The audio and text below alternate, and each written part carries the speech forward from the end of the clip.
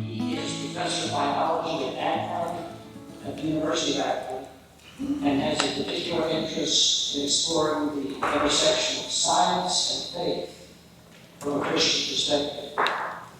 Joel, it's all yours. If you want to send, feel free.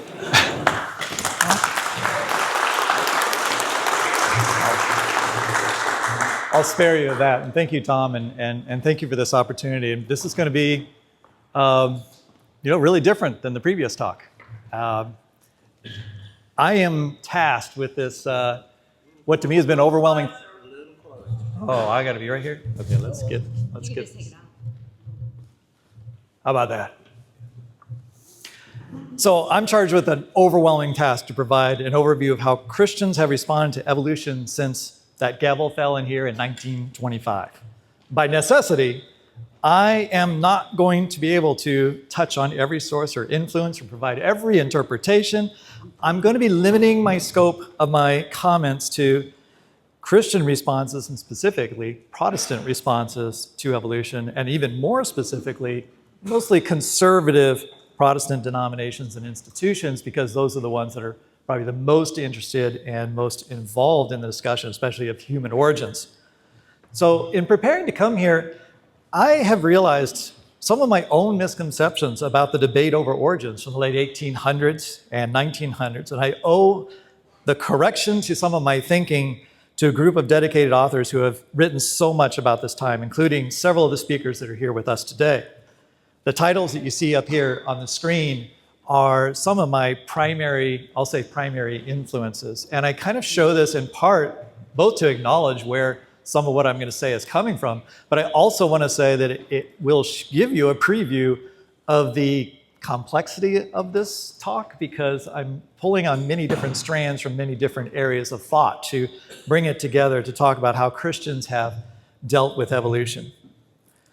So please note, there was a handout that I didn't have enough copies of. I kind of spread it around, and there is a stack of actual transcript of what I'm saying right now that is actually well expanded beyond what I'm saying if you want to know more details.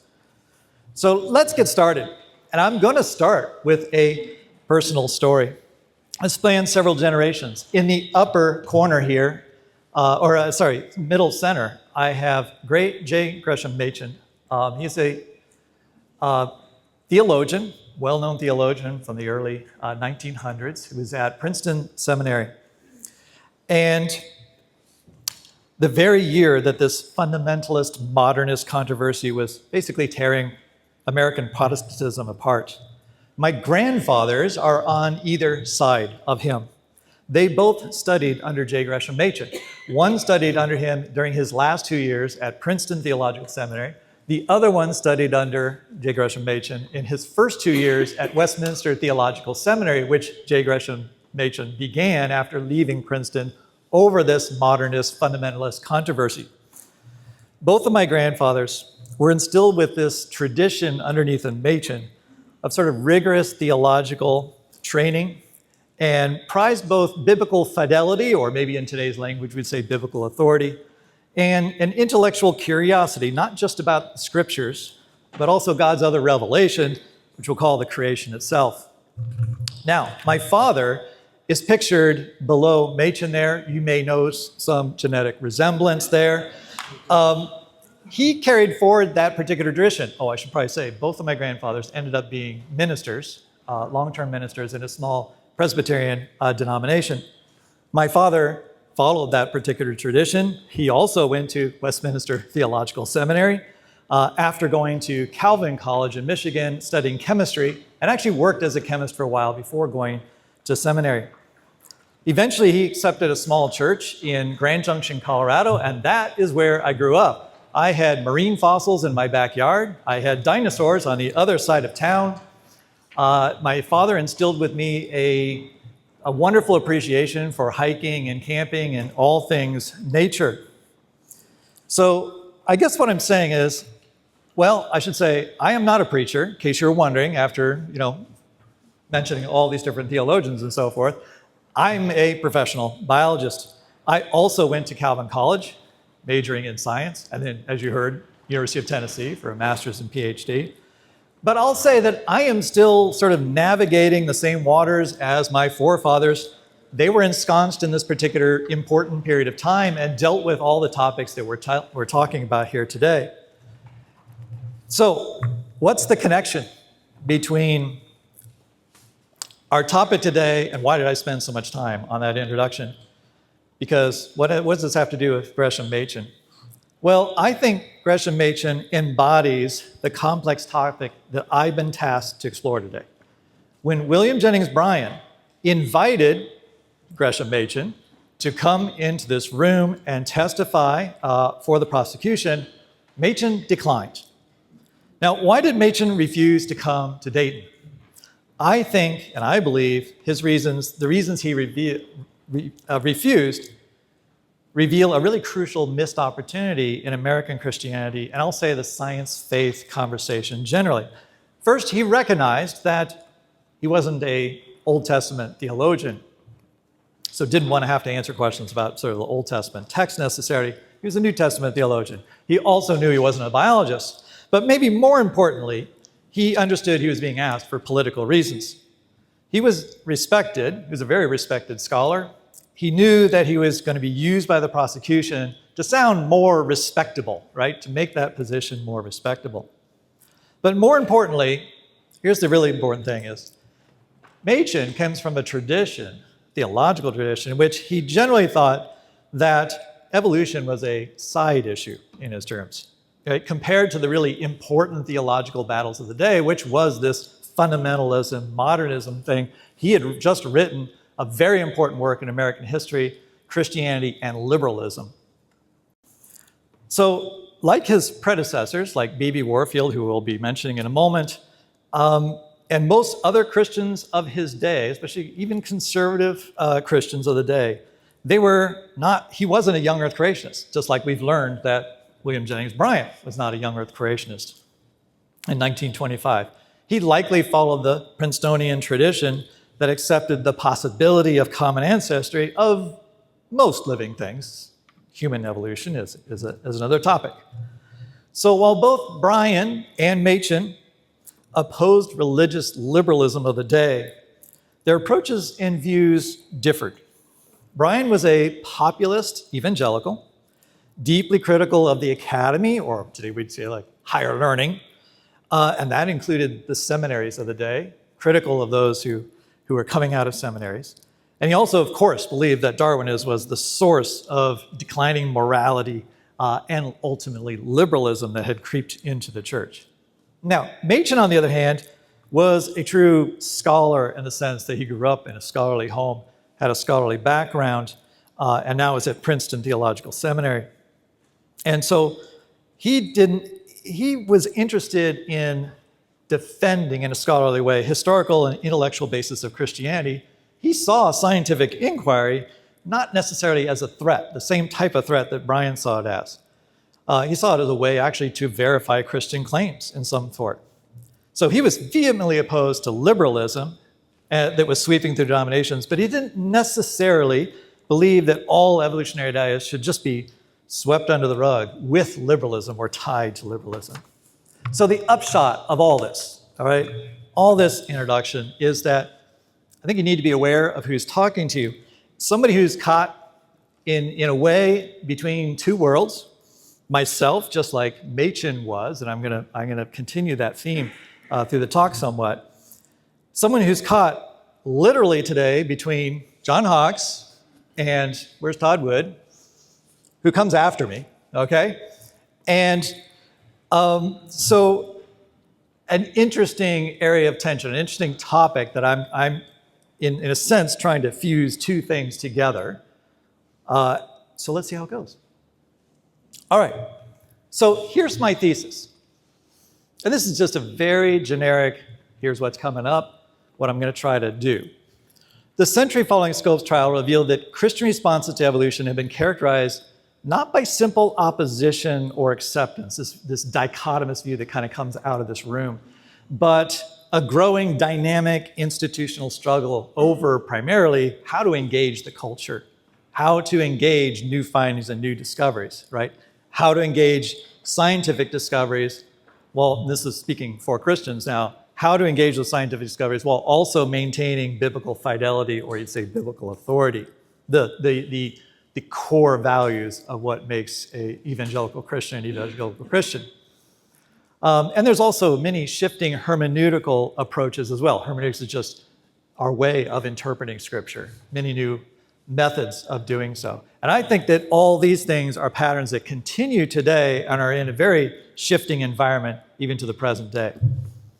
So the late 19th, well, right, before we get to 1925, what happens in the next 100 years, we still have to be a little bit in the past to set the scene.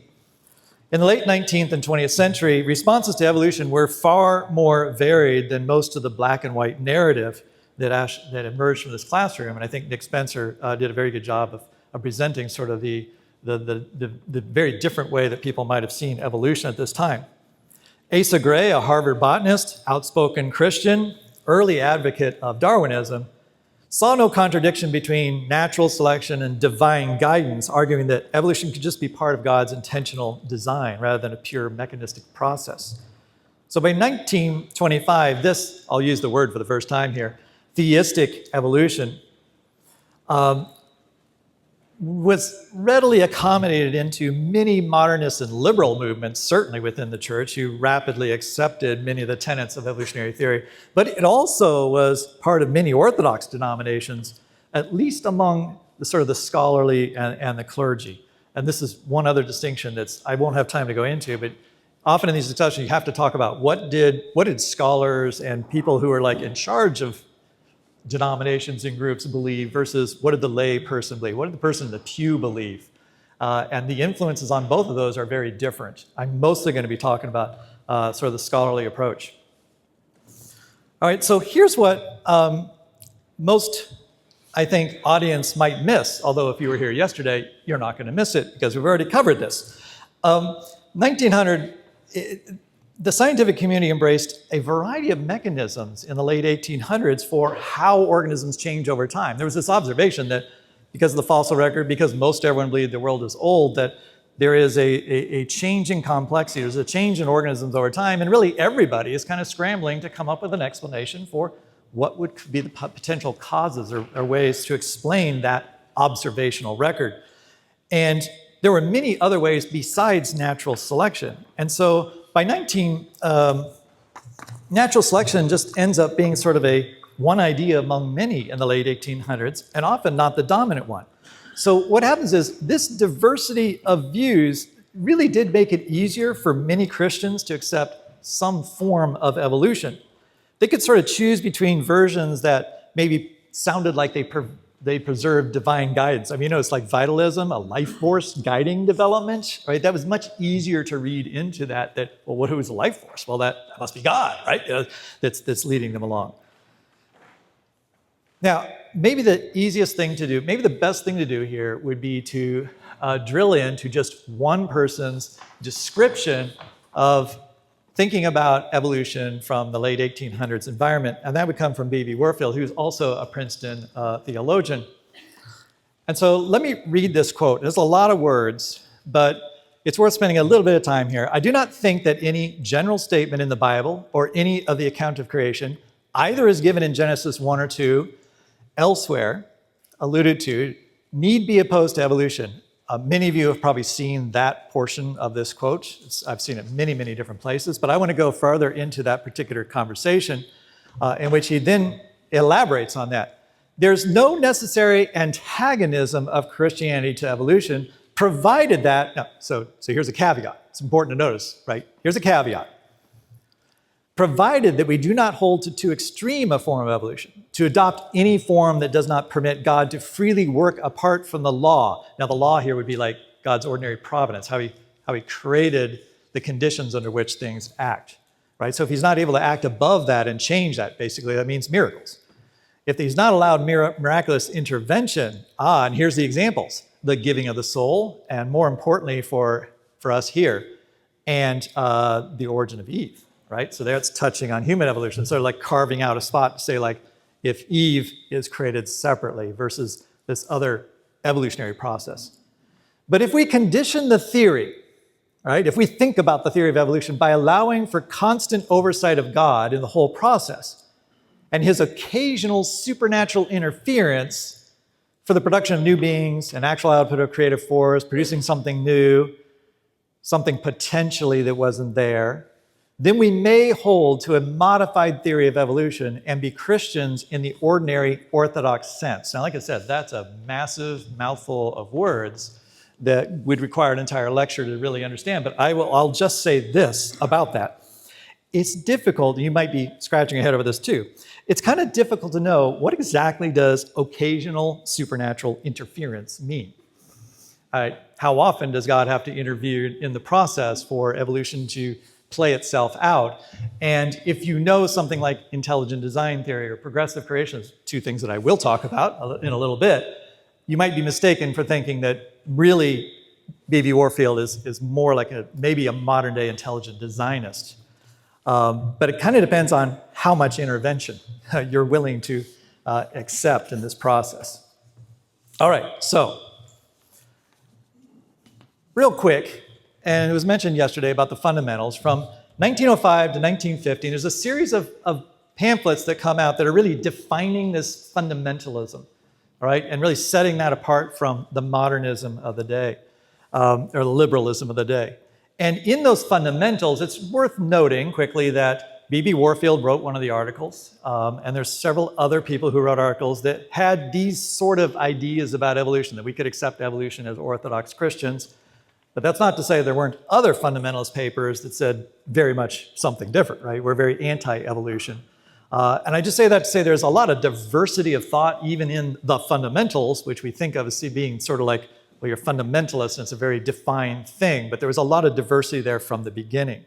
That's going to result in some friction over time, which is going to result in the fundamentalist movement breaking apart, and we really have the sort of the creation of evangelicalism in our more modern sense today. Now, I'm not going to talk a lot about the trial because most of you know a lot about it. We don't need to rehearse all the details, so I'm just going to say two things about the trial because this wasn't mentioned yesterday, and so I think it's still worth noting. That Andrew Dixon White published a book in 1896, he had another very influential book, The History of Warfare of Science with Theology in Christendom. And by 1925, America had really absorbed his conflict thesis, this idea that science and religion are just locked in this inevitable battle all the time. And we're just seeing who's going to come out on top. Right? So for years now, educators, public intellectuals, it all internalized this conception of how the world's operating. And so the conversation here and the disputes that happen, and even this place ends up really just being a proxy for the conflict between science and religion. Kind of like this is where one of the places it culminates. Now, maybe more significantly for what I want to say here is let's look at what William Jennings Bryan said about theistic evolution. So I already gave a quote from B.B. Warfield that is trying to represent kind of like what a theistic evolution or a Christian that's trying to accommodate evolution, what kind of thinking did they have in the late 1800s? Now, contrast this to 1925, and we have Bryan here, well, just before here, writing in a series of booklets, The Menace of Darwin in 1921. Bryan describes theistic evolution as, and we heard this yesterday, an anesthetic which deadens the pain while the patient's religion is being gradually removed. I would have said extracted, right? But let's continue with that quote. Theistic evolution is more dangerous to Christian faith than the atheist, because while claiming to believe in a creator, you claim you believe in a creator, but you're putting God so far away, because the idea, his conception of theistic evolution is that God just sort of like starts everything up, like sets up the rules, and then it just sort of plays out. God's not really truly involved in anything in that process. And so therefore God is this very distant thing and not at all personal, right? So that takes away God's presence and power to comfort or be a personal God. And continuing further, theistic evolution represented to Bryan a way station on the highway that leads from Christian faith to no God land. Now, today's parlance, we would call that the slippery slope, right? It's the slippery slope. You've stepped off of the orthodox narrow way into a path that if you continue, it's just going to lead you down to no God land at some point. I have to say, if I want to interject here, it'd be hard to distinguish this language from, say, how Ken Ham might talk about theistic evolutionists today. He hasn't used the exact words, but it's very much the same sentiment that's alive today. All right, so moving on from scopes, let's get to the last 100 years. I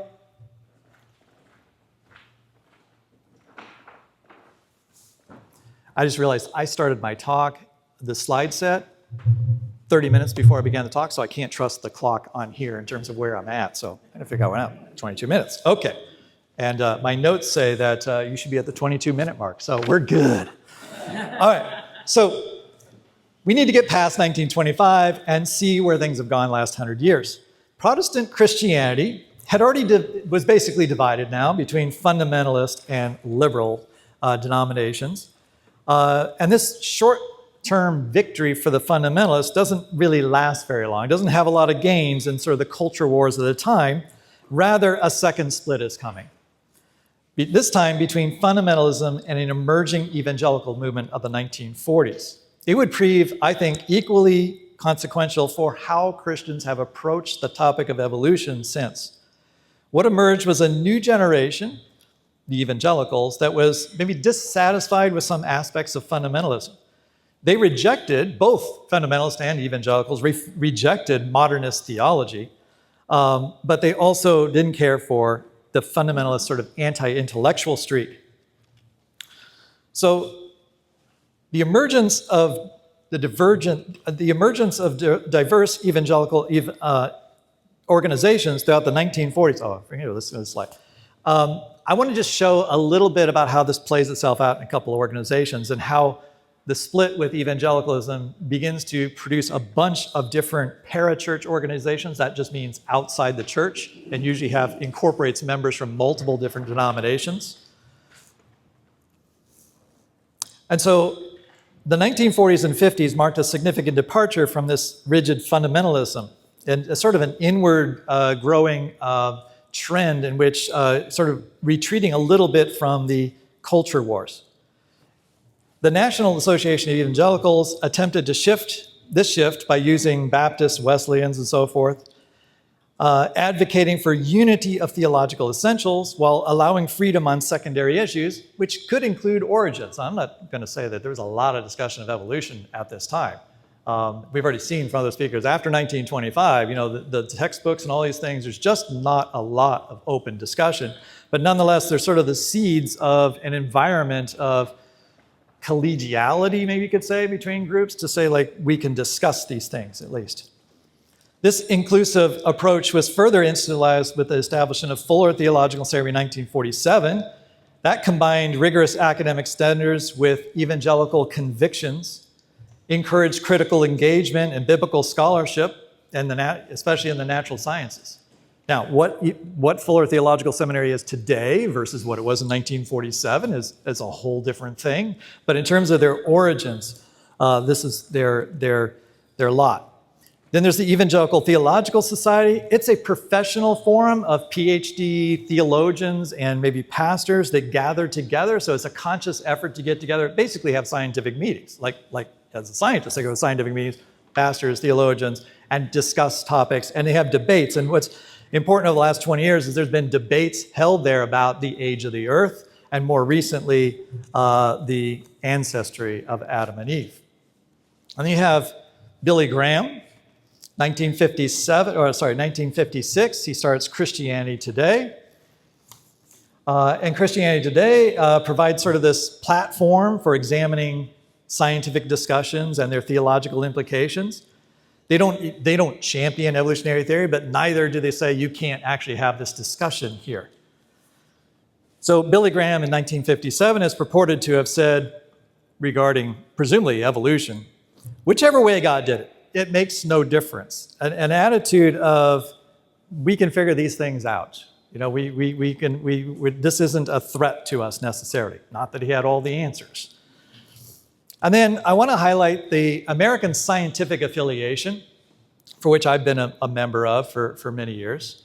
Began in 1941, and this would be a scholarly society of credentialed, meaning PhDs, advanced degrees in science, but they're also Christians. And so they have annual meetings. Their meeting in Denver is the end of this week. I couldn't make it because I'm here. And they have talks, debates, conversations. They have a journal in which they publish various different views. Now, the important thing about 1941 was when they first started, it was a very big tent Christian organization in which young earth creationists were there, theistic evolutionists were there, eventually progressive creationists, which I'll talk about in a minute. So it included all sort of types of interpretations of Genesis and the history of the earth for a short time. I'll come back to that. So entering 1960, I would say much but not all of evangelicalism had established an identity that affirmed biblical inspiration without insisting on, say, literal six-day creation. This hermeneutical openness to consider was an increasing willingness to consider ancient Near East context, literary criticism, various interpretive possibilities of Genesis. All these things are kind of like in the nascent beginning stages of having much more discussion and thought. And that then leads to the potential to talk about something like multiple different versions of theistic evolution. Now, I got to back up just a little bit, so I have to mention this thing, progressive creationism. Progressive creationism emerged during this period of evangelical openness as a theological response to what really in the 1950s and then into the 1960s was becoming mounting geological and astronomical evidence for an ancient Earth. Pioneered by Bernard Ram, or most influenced by it, his 1954 book, The Christian View of Science and Scripture. Progressive creationism, to explain how this works, is unlike six-day creationism, accepted deep geological time. The earth is ancient. And that God, but in this case, God created through a series of special interventions over vast epochs, creating increasingly complex life forms, eventually culminating in humanity. So it recognizes the pattern of the fossil record, that it was relatively well established, from simple to complex, with human beings being at the top level. This position, seemed to allow them to accept basically all the data for the age of the Earth, but gave an alternative explanation to evolutionary theory for the origins of the changes in living things. Basically, God's intervention and separate creation of different things. So it's progressive creation. You're progressively creating things along the way. So it's a form of this. So progressive creationist influence, though, I would say has waned somewhat from 1961. We'll see why, which reinvigorated. Today, some evangelicals still hold to progressive creationist views, and one prominent one would be somebody like Hugh Ross and Reasons to Believe, his organization. Here's a number of his books, and he's into astronomy, and so he spends a lot of time in terms of Christian apologetics trying to convince Christians the world is old, the universe is ancient, and so forth, but holds to a day-age view. That's another name for progressive creationism. Also, many people who are called old earth creationists today would fit into this banner as well. But they consistently argue that evolutionary processes aren't sufficient to have actually made all the different things from a common ancestor.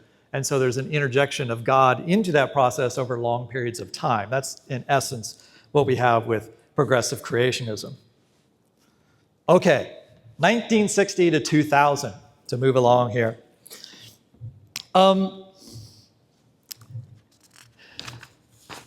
Watershed moment, 1961.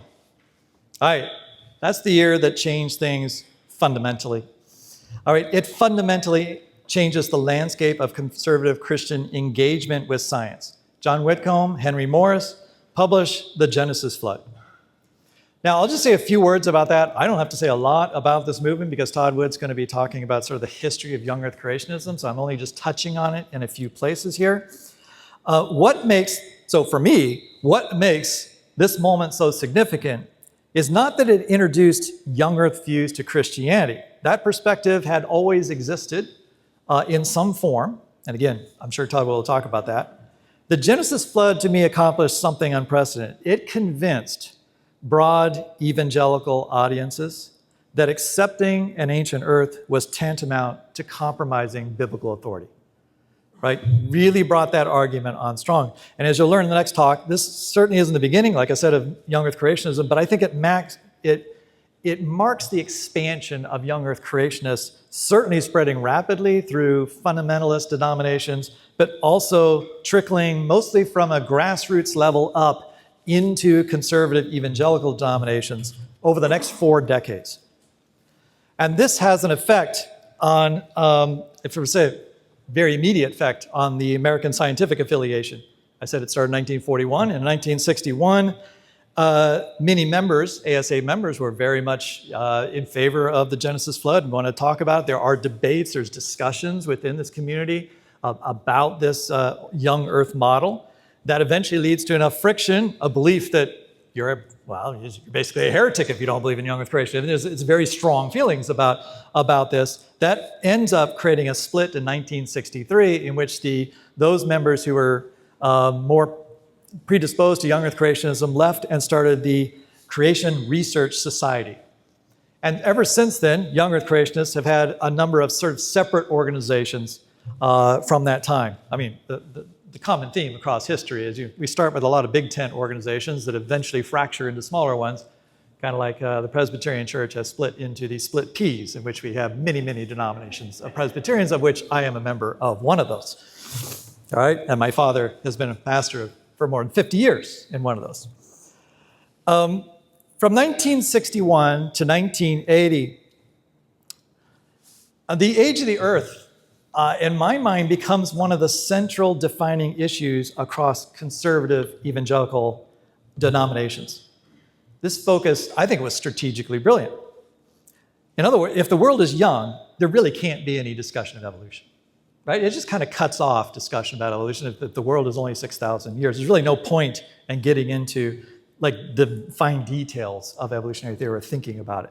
Whitcomb and Morris had effectively, right, shifted the debate over the mechanism of creation basically to the chronology of creation, forcing Christians to choose between scientific consensus and what was presented as biblical fidelity.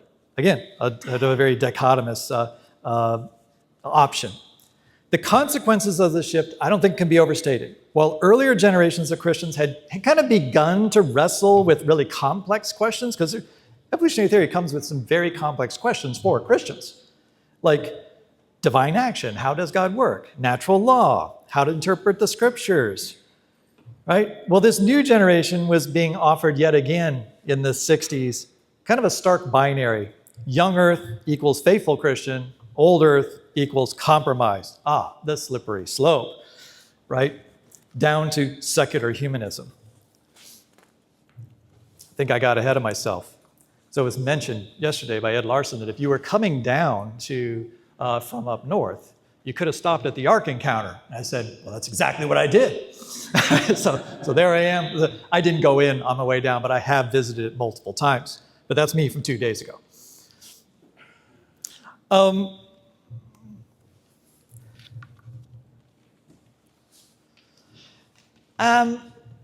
For the sake of time, I'm gonna try to be very brief about this. I was gonna tell more of a personal history about my father, but I'll just say my father's been a pastor for 50 years in a conservative Presbyterian denomination, and he has witnessed the changes, right? Because he was there right when young earth creationism was sort of coming in. He became a pastor as I'll call him an old earth creationist, a progressive creationist, probably at the time. And within 20 or 30 years, the Presbyterian was rejecting pastors because they didn't answer the question right about the age of the earth. And some Presbyterians were okay with a young earth or okay with something not a young earth, and some were like, you have to be young earth. And there was great division occurring. And as a result, there was a huge study committee set up in the late 1990s to gather together and ask ourselves, like, well, what would we allow? Like, how broad of interpretations can we allow? And both the Orthodox Presbyterian Church and the Presbyterian Church of America, there's a church right down the road in the Presbyterian Church of America, came up with basically a statement. And they examined a number of different views. And I show this sort of read these off. The calendar day interpretation, the day-age interpretation, that's progressive creationism or something like that. The framework interpretation, which kind of allows for a form of theistic evolution, but not very much. And the analogical days, and you probably don't know what all these are, and I know there's probably 5 more since then that are theological frameworks or ways of understanding and interpreting Scripture that would allow for certain forms of acceptance of different scientific theories. All right, but I'll move on to talk a little bit about intelligent design. As young Earth creationism institutionalized through organizations like the Institute for Creation Research, Answers in Genesis, another approach to origins began to emerge in the 1990s. That would also affect evangelical thinking about evolution. The intelligent design movement emerged in the early 1990s as and this is kind of important to know, it's a not explicitly Christian approach. It's a broad, intelligent, the designer isn't necessarily a Christian God, it could be any God, as long as there is a higher power involved in forming the biological complexity of the world. And their approach to, pioneered by figures like Philip Johnson, Michael Behe, they avoided explicit religious language. This is a strategy, while arguing that certain features of biological complexity bore the hallmarks of an intelligent designer. This is a callback to Paley from the 1800s. Rather than undirected natural processes, right? That's the thing that they're objecting to is undirected natural processes being responsible for everything. God must be involved somehow, a God. So unlike young Earth creationism, which really starts by defending a biblical chronology and a biblical foundation first, and then interpreting the world around us to fit that understanding, they would like to say that they're starting with the science and trying to show that the evolutionary mechanisms don't work completely and God must be involved in that process because of complexity and a variety of other things. I don't want to get into all the details there. Their movement's primary strategic objective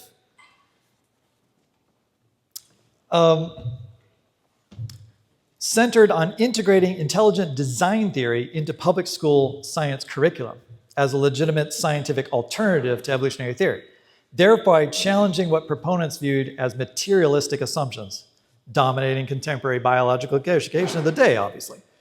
They did achieve some, I'll say, considerable public attention throughout the 1990s and early 2000s. They garnered support from diverse religious constituencies who appreciated its, I'll say, critique of purely naturalistic explanations but they didn't require a commitment to specific theological frameworks. However, the movement's most significant legal challenge culminated in decisive defeat in 2005 with Kitzmiller versus Dover, which ruled that intelligent design constituted religious advocacy rather than legitimate science, couldn't be taught in public schools. And really, it hasn't risen to nearly that level since. So since that setback, they've continued to publish books. There's a well-funded organization, the Discovery Institute, that continues to publish information. But from my perspective, their influence on the overall discussion of evolutionary theory and Christianity is quite a bit muted over what it had been before. So that brings us to the present. Well, the 21st century. So let's talk about 2000 to 2025. The 21st century has witnessed an unprecedented expansion of, I'll say, Christian discussions of evolutionary theory, particularly regarding human origins. That's necessitated some substantial theological reflection on doctrines that evolutionary science touches. And there's three main doctrines that all Christians who are thinking about these topics have to work through. One is the question of theodicy. Well, that theodicy is just a fancy way of saying if God employed evolutionary processes in creation, how do Christians reconcile extensive suffering and extinction, right? That's evidence in the fossil record with divine benevolence. It's basically, where did suffering come from? Very, very, very traditional question, but very much highlighted and brought out as being a very significant question when you start talking about evolutionary theory. I'm just showing a number of books here that have been written. You notice the dates here? A lot of scholarship has gone into these types of areas that I'm not saying nobody wrote about this and there wasn't discussion before, but it has definitely increased and been a lot more cross-pollination across denominations and groups, and for some reasons I'll show in a moment. A second question would be about human uniqueness, and that's kind of been the question for a long time. What makes humans unique? How do we define human uniqueness? What does it mean to be made in the image of God? All of those questions are also receiving a lot of new attention. And the other thing I'll say is original sin is also a very important doctrine to most conservative Christians, and so that's the historical fall. Well, for the historical fall, you need to talk about Adam and Eve, and that's why that question is always central to all discussions about evolutionary theory. I mean, how many times do you have a discussion about evolutionary theory of your favorite plant group, right? Nobody wants to talk about that, right? It's like almost not objectionable even to people who are very much anti-evolution. It's kind of like, I mean, God makes the plants grow and do all that. Obviously, God's involved in all those things. But human evolution, that is where we get our wrangles up. All right, so these discussions have really permeated, I would say, many denominational statements. Like I pointed out, many denominations have been forced to sort of come to grips with some of these things and make positional statements on these things. There are more academic conferences. There are study groups. There's extensive scholarly literature now, ongoing debates. But that debate has changed somewhat over time. So I'll bring in one other big factor from the last 20 years, and that would be the beginning of an organization called BioLogos. In this new debate over evolution and this various doctrines that it touches, we have Francis Collins, former atheist, distinguished genome scientist, head of the Human Genome Project, and more recently, the National Institutes of Health. He became a Christian convert, and in 2006, he wrote a book, The Language of God, A Scientist Presents Evidence for Belief. And that provided a really powerful personal testimony to many people about sort of a scientist's faith journey. And it also touched a lot on evolutionary theory. That book became a cultural phenomenon, huge bestseller, and gave a lot of evangelicals that probably weren't willing to talk more openness to be able to discuss these topics. Collins introduced a new term, this word biologos, right? He derived that from the Greek bios, which is life, and logos, which is word. So you can think of that, or you can conceptualize that as life is emerging through the word of God, with evolutionary processes serving as God's creative language. Now, that's kind of fluffy language to describe what would today be kind of a modern version of theistic evolution, which has been renamed evolutionary creation. Or, well, it could be the same thing. So this movement is a lot more than just a bunch of scientists getting together who are Christians who are like, I'm interested in talking about evolutionary theory. They took a different strategy as an organization. Right? They attracted a bunch of very influential theological allies and other important pastors who were well-known, I'll say, conservative Christians on the conservative side of the spectrum, who they brought together to have discussions. So you had scientists, you had theologians, you have pastors, bringing them all together to have discussions about like what are the issues that you would have to work out to be able to understand how we can integrate, or can we integrate, evolutionary theory with all aspects of Orthodox Christianity, or some, or partial, or what. And not all these theologians and pastors all end up agreeing with one another, but the difference is there's sort of there is a opportunity to actually talk, which is, growing up in the 1980s and 90s, it just felt like I couldn't even talk about these topics sometimes. There is more open communication, and that would be one of the benefits of this. The question, though, of human origins. All right. Oh, I want to say this about, see, here's a couple influential books that are part of this, that sort of represent this biologos thing, especially Evolutionary Creation by Dennis Lamoureux, in which he coins that term, basically, evolutionary creation. Now, some can say, like, it's just the same thing as theistic evolution, but you're just turning it around and putting the emphasis on creation. I think there's some merit to the idea that it's saying something a little different, and you'd have to discuss that with an evolutionary creationist. But I think that there's merit to having a different term, because theistic evolution is just a very broad term. I mean, it meant one thing in the 1800s, it's meant different things at different times, and people of even other religious faiths could call themselves theistic evolutionists. It doesn't have that. So that's what's a little bit different about Biologos. It's like an explicitly Christian organization who's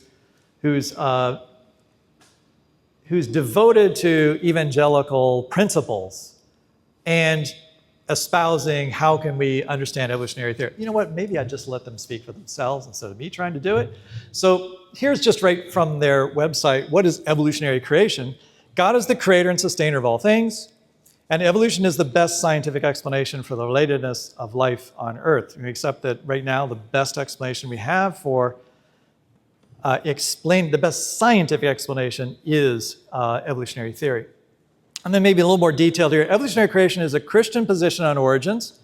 It takes the Bible seriously as inspired and authoritative Word of God, and it takes science seriously as a way of understanding the world God has made. It includes two basic ideas. First, that God created all things, including human beings, in his own image. Now, notably, that's not making a commitment to exactly how he did that in that particular clause.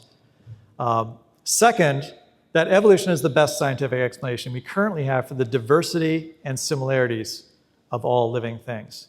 That is, if you read through the lines, basically, and it's saying we accept that the scientific understanding that there's common ancestry of all life, because that's what explains similarities and differences.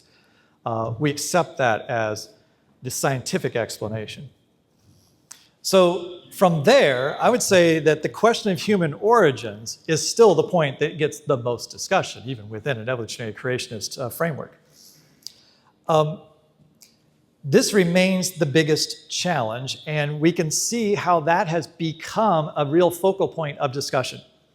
So let me just go back a little bit. Between 1960 and 2000, there's lots of debates over the age of the Earth within the most conservative elements of Christianity.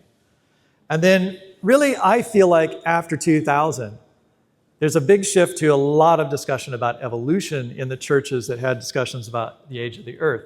And evolution is the discussion, and specifically Adam and Eve become a huge focal point. I mean, that was always something that was controversial, but in a way you couldn't really talk about it for a long time, and now everybody talks about it. Here's just a very small snapshot of some of the books that have been published.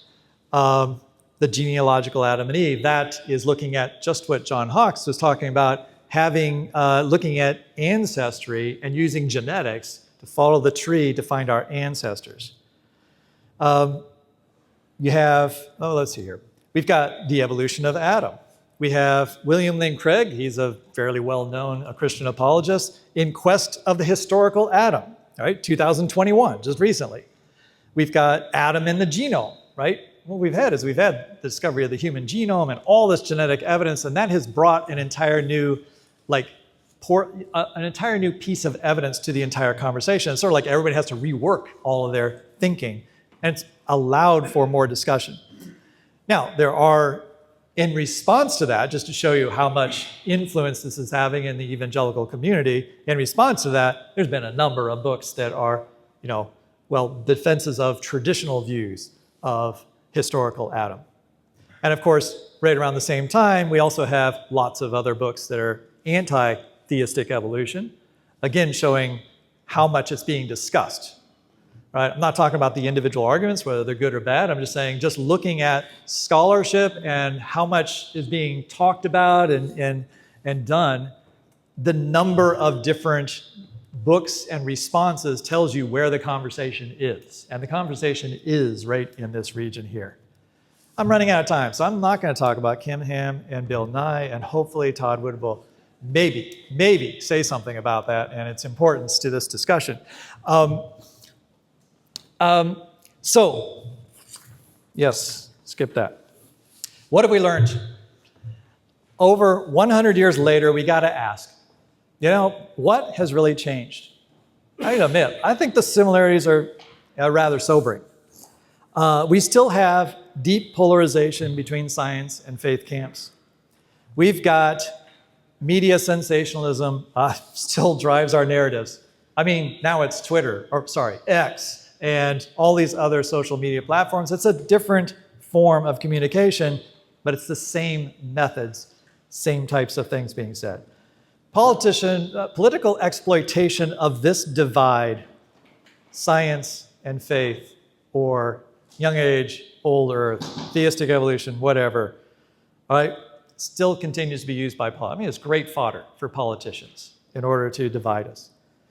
I would say identity markers, Christian identity markers using these subjects over what we think about science and how we interpret still are very much, they're real identity markers for us that often trump then real engagement on the issues.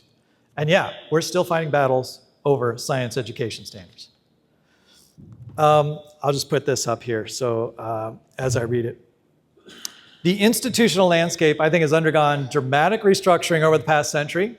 I think in 1925, Christian community sort of operated within, I'll say, relatively centralized authority structure. Dominated by denominational seminaries, church, people who control various churches as well. And that controls the sort of the doctrinal direction or the doctrinal purity of churches. But it also meant there was less ability for lay theological participation, meaning the average person didn't have nearly as much influence as it does today. All right, so it's top down, very much top down. By contrast, 2025, that environment exhibits significant institutional fragmentation. I have nearly the amount of time to talk about the number of different institutions, the number of different divides that have occurred between denominations and so forth over many issues, but often somewhere in there is something having to do with evolution and the age of the earth. We've got BioLogos, Reasons to Believe, Answers to Genesis, the Discovery Institute. Got a whole bunch of others vying for influence. The decentralization has coincided with greater educational diversity, right? We have Christian schools, we have homeschooling, we have secular universities, right? And they're often using different forms of materials. That's all alongside the democratization, right, of theological authority, where digital platforms enable broader participation in theological discourse. And celebrity pastors, politically informed authority, all these different things I'm pretty sure that all of you are dealing with all the time in terms of how our society functions right now feel different, and yet there's so many similarities in terms of where we're at in terms of the discussion. So, at the 200th anniversary, which hopefully will be in this building. I don't think I'll be here, but who knows what AI is going to do, right? They keep telling us it's going to extend our lives by hundreds of years. I think that's ridiculous, but that's a whole different issue. In our present social and political climate, I'm not really very optimistic. I don't know, maybe you could tell, that we're going to fare much better than our predecessors. But I do think, and I'm going to say, the next century demands that we wrestle with more light than heat, all right? In this historic room where positions harden into battle lines, I hope we, and I'm going to say as Christians and non-Christians alike, can commit to at least better dialogue, better discussion. There's going to be disagreements. There's no about that. I'm not calling for, we're all going to be kumbaya and all have the same position. Absolutely not. But we ought to be able to talk to each other. I expect at the 200th anniversary, many of the same words that I have just said are going to be spoken with equal conviction. But the dialogue between science and faith isn't ending. It continues to evolve. Each generation must wrestle with the questions of origins. Who are we? And how do we share those stories with each other? So the trial's over. The conversation continues. And my question to you is, how are you going to contribute? I hope this didn't seem like a sermon. I'm not a pastor. I really am a biologist. But thank you very much.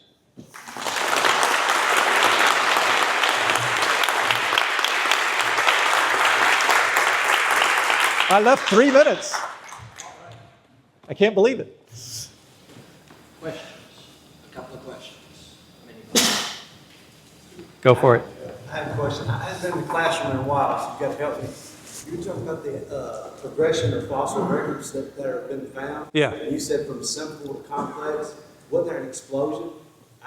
Oh, yeah, I think you're referring to what's called the Cambrian explosion. I mean, there's this idea that there is a period of time, 540, 560 million years. It's actually a long period of time, 10 million years of explosion. But there's a period of time in which, for animal groups, there is over the fossil record, over a short period of time, there is a number of different body plans that begin to appear very quickly.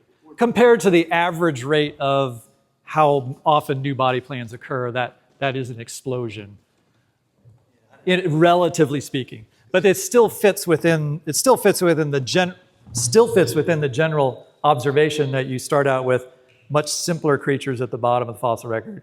They become more complex. There are periods of time in which you have expansions, great expansions of diversity, and then you have extinctions, but overall, the overall complexity of things generally increase, even if diversity overall is going up and down. And then some of the fossils that were found way back, I mean, they find them, like, I don't know, horseshoe crab, and they're still the same today as they were.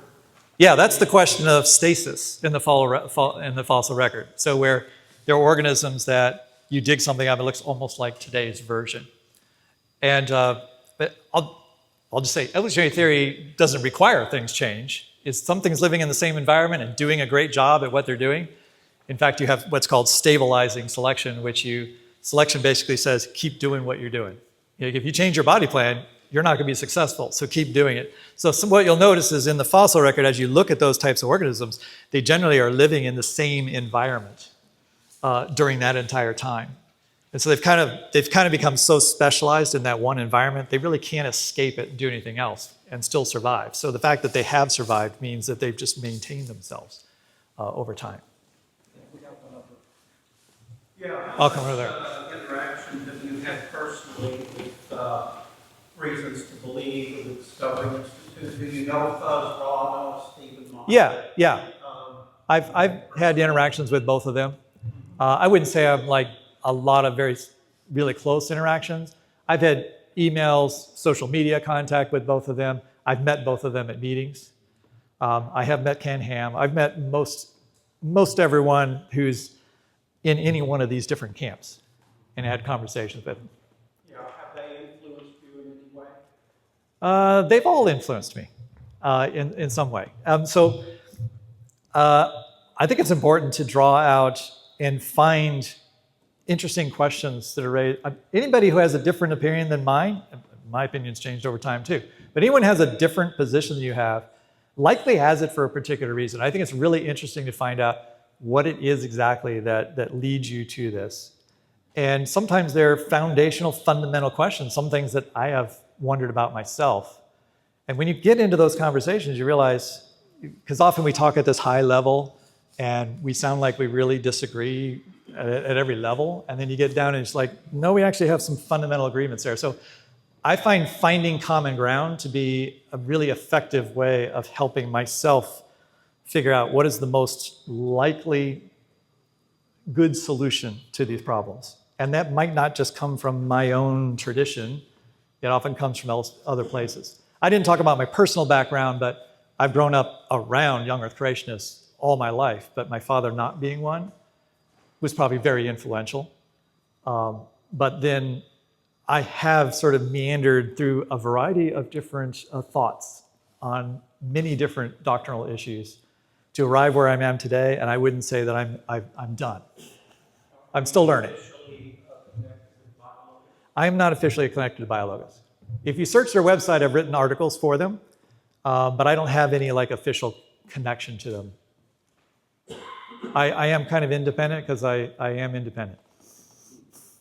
I'm different than everybody else.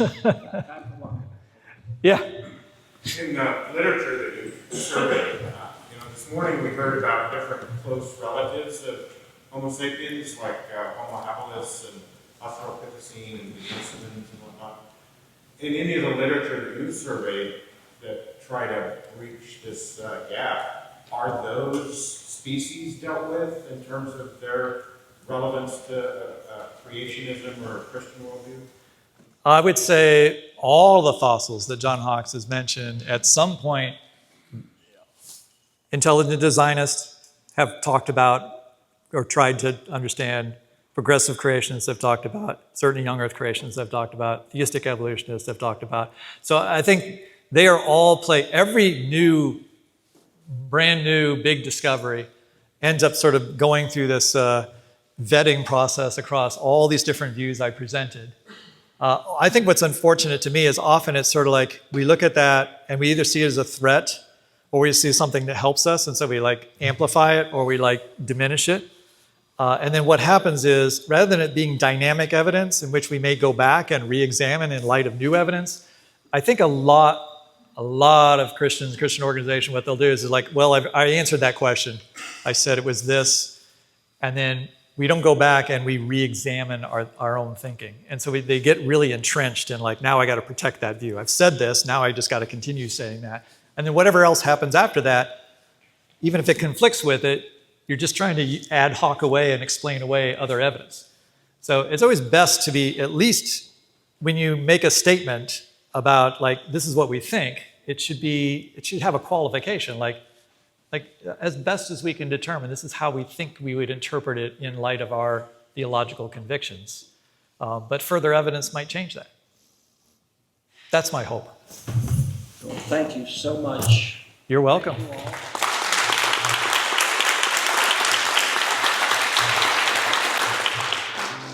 We'll take another break.